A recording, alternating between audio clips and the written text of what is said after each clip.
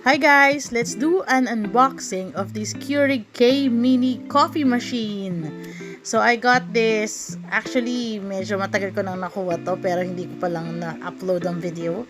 So this is a single serve coffee machine and it's by Keurig. It's perfect for 1 to 2 cups of coffee.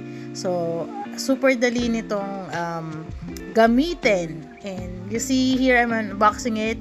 Ang cute ng color niya, 'di ba? So parang beach vibe lang yung color. And we can also use reusable K-cup na kung gusto niya na maglagay ng sarili niyong ground coffee. So I'm pretty sure I will enjoy this every morning. And yun lang, just wanted to share this with you guys.